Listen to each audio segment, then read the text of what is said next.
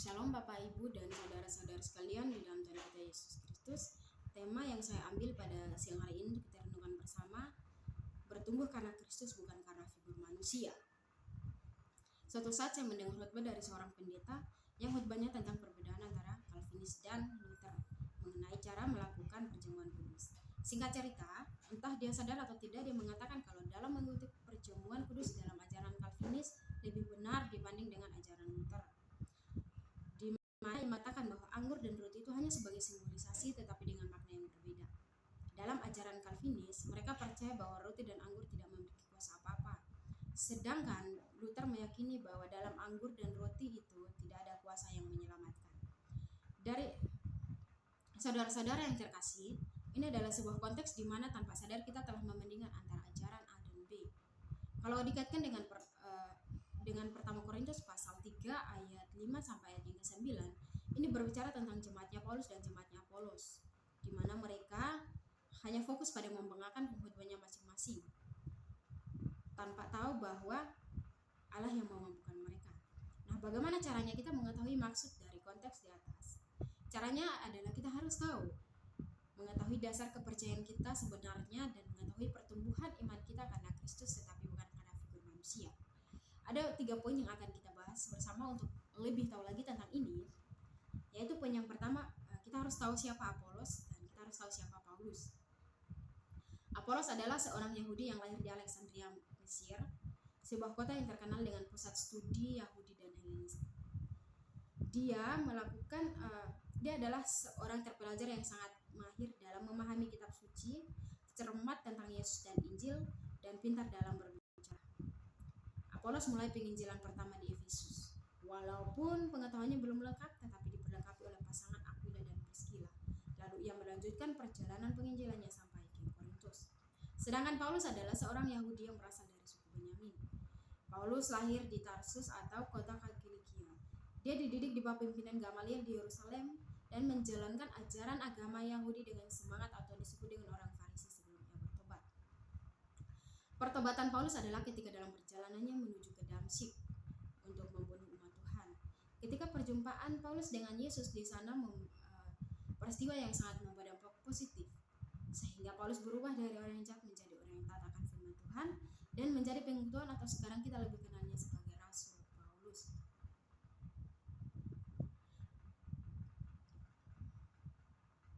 Dalam perjalanan pelayanan Paulus dan Apolos, tentunya banyak problem, di mana jemaat yang membandingkan antara mereka berdua dari cara mereka berbicara dan menyampaikan firman Tuhan.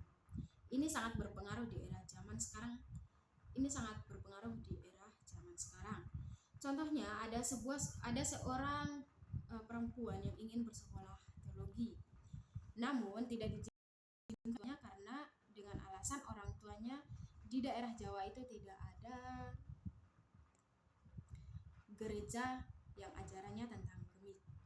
Rata-rata semuanya estabilis dan karismatik. Tetapi anak perempuan ini kekeh, keras kepala, dia mau untuk bersekolah karena dia percaya bahwa di antara gemit dan estabilis, bahkan karismatik pun itu tidak ada bedanya.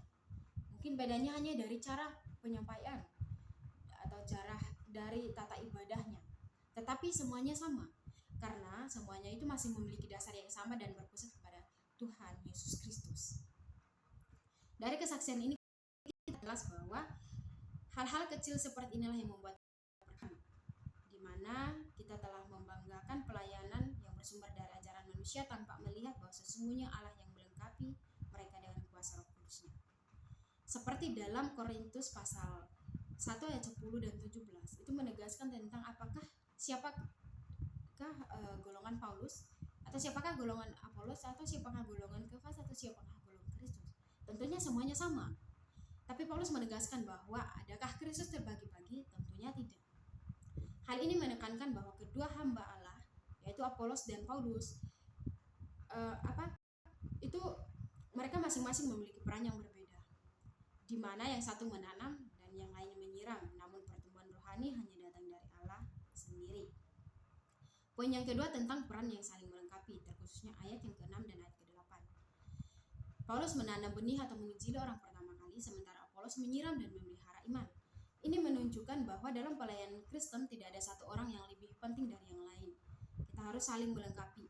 Perbandingan antara Paulus dan Apolos menjadi masalah ketika jemaat di Korintus memecah diri menjadi kubu-kubu yang masing-masing mengunggulkan pimpinannya. Dari analisa kata tentang melengkapi dan menanam, melengkapi berarti dalam sinonimnya itu menyempurnakan, sedangkan menanam secara fisik itu menanam pohon. Tetapi kalau kita lihat dalam sudut pandang teologi, itu adalah metafora perjalanan penginjilan Paulus. Sedangkan ada juga menyiram, itu adalah metafora perjalanan atau pemuritannya Apolos. Ada juga menumbuhkan, di mana metafora yang sangat jelas menegaskan bahwa Paulus menanam dan Apolos menyiram, tetapi Tuhanlah yang memberi pertumbuhan. Makna dari konteks di atas adalah kita saling melengkapi itu penting. Seperti Paulus dan Apolos yang mereka berdua saling melengkapi dalam pekerjaan pelayanan mereka. Karena mereka tahu bahwa Tuhanlah sumber kasih dan penuh hikmat. Walaupun ada problem antara jemaatnya Paulus dan Apolos, tapi mereka berdua berusaha untuk menunjukkan bahwa Tuhanlah yang memampukan mereka. Poin yang ketiga tentang kesadaran. Jemaat dari Paulus dan Apolos selalu membandingkan mereka. Tetapi hal itu tidak membuat mereka berdua bermusuhan, karena Paulus menganggap bahwa Apolos adalah teman sekerja Allah, di mana keduanya berperan terlepas dari perbedaan gaya dan peran pengajaran mereka berupaya menyebarkan Injil dan membangun gereja untuk menunjukkan pentingnya kerjasama tim dalam pekerjaan Allah.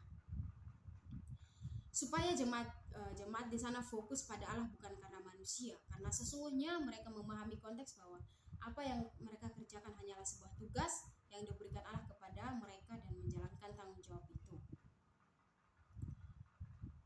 Saudara-saudara yang dikasihi dalam Tuhan kita Yesus Kristus, setelah kita mendalami tentang perbedaan aliran dan kepercayaan, kita harusnya sadar bahwa antara A dan B atau C atau D itu sama saja.